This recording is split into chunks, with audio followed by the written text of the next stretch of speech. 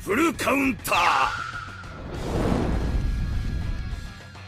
Alright lads, welcome back to the Grand Cross video. So Ominous Nebula Zeldris will be the next character coming to Grand Cross with the part 2 of the Global 2.5 anniversary right after Fest Estarossa. And it's pretty obvious. If you go on the actual forums, shout out to someone in Discord who found this one. It's there's a spot on the left and it looks red, so who's like a red theme, right? So clearly it's gonna be Zeldris. Plus, well, Zeldris has been leaked. And well, with this newest update I dropped on JP with a Fest Estarossa, came along 2 new skills for an actual Zeldris. And well, if you go into story mode content, Zeldris doesn't fight for a little bit until he fights Miel, and at that point he doesn't use any of these skills. So these 2 skills that you can see on screen now, granted I have edited them into making them the cards, normally it was just a PNG, and with all the information we have right now, it's looking like these 2 new skills will be for Ominous Nebula Zeldris, and we've already seen Zeldris ultimate. It's going to be an AOE Ominous Nebula actual ultimate, and well, this kind of confirms a few things. So firstly, there are 2 attack skills, not really what the demon team needs, because well, if they get attack skilled, your whole runs over. Like,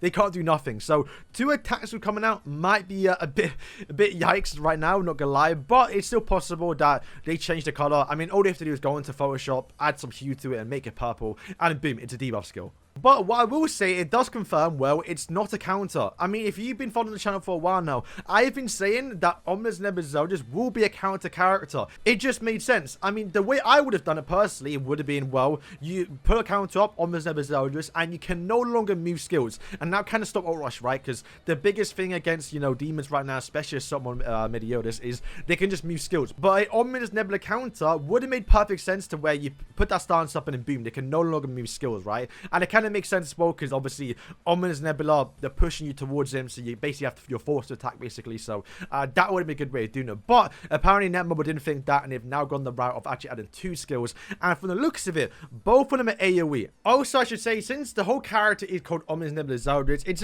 possible, very unlikely, possible the actual passive is a counter. You start the match with a counter up and you're forced to attack him, and after 2 turns or once it gets cancelled, then boom, you can no longer go back into it, or maybe you have to use ult again to go back into it. That's one way they could actually add a counter, and that'd be a good way of doing a counter plus 2 AOE skills. So that's something they could possibly do. But for the people that are saying this is not for Ominous Nebula Zeldris, might be for like another PvE character, I will say one of the skills I don't know. The second skill right here on screen, I have no idea. I went through hours and many chapters of Zeldris fighting the anime, and he never does use a skill. However, the first one is, I believe, full react. Now obviously, if you've seen the fight with Ominous Nebula Zeldris, one of the main moves that he does use is the counter, full react. However, remember, he doesn't have a counter, and if you look at the slashes, and even in this actual cutscene right now in game, you can kind of see the silhouette or like the actual slashes. So I'm pretty sure this will be full react, which is a skill Ominous Nebula Zeldris does use. So I'm pretty sure, once again, these skills are for him,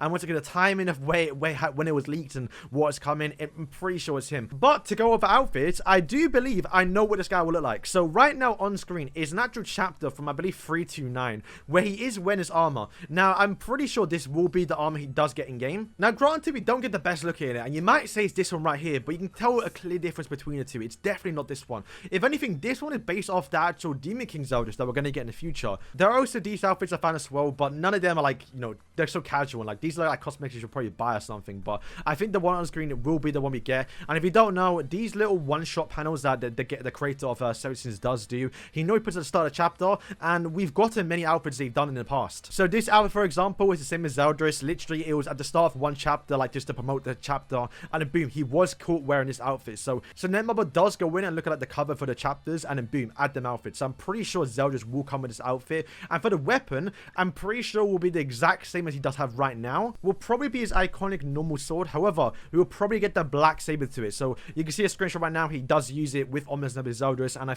think that'd be a good way to add the weapon. That's once again canon to the story, because the way we normally get characters, if they're not seasonals, they're normally based on story chapters or, you know, content in the actual series. So I'm pretty sure that's what we're gonna get. We're gonna get this outfit right now with his armor, and also his normal sword, but a black saber. And then whenever you want to customize it, wherever the handle may be, it will always have that black saber to it. Probably something similar to Chandler. But to go back to Estarossa, having 2 AOE skills might make Estarossa top tier. I mean, he kind of already is, right? But might make the team a lot better. Now, bear in mind, his actual, the way passive works is you have to apply 4 darkness stacks to actually apply the stat lower. And once you do that, his single target skill, especially that the actual darkness one, does crazy damage. So having AOE characters like, you know, Traitor Medi or even Assault Meteorist, or even Draw people are using, you can apply them darknesses onto all characters and to have more actual chances to do more damage towards them. Not to mention, this passive does make it so every darkness stack you have on a character, on an enemy, increase your base stats for all your allies. So typically you want to have around 10 on, right, to get the max passive, 50% base stats, which is insane, by the way. So if you can picture this right now, you start first with the team, boom, you do 2 AoEs of Zeldris, an AoE with like Traitor Melee or Assault Meteorist, and then boom, you have 3 stacks of darkness on 3 of the characters,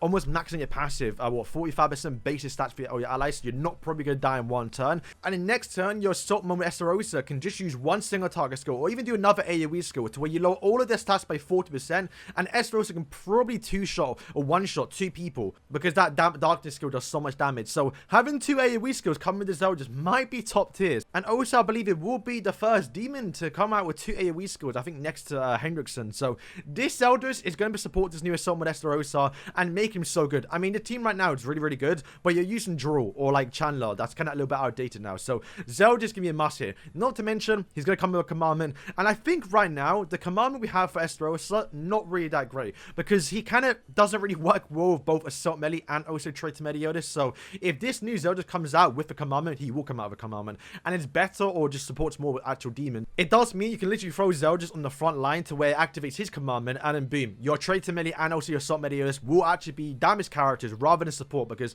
as it is right now, Assault Melee, not really that great. He's literally there just for support, but with Zeldris commandment, it might make him a DPS character on the team with obviously Zeldris and obviously Estarossa. Might be kind of a top tier team. So yeah, boys, that is all for today. So hope you guys did enjoy the little breakdown of Zeldris coming out sometime soon. We don't know the skills, what they actually are, but we do know there will be 2 AoEs. It's possible that one, maybe a single target skill, but it looks like a massive AoE because it is swiping left to right. So yeah, boys, let me know what you think these skills could be.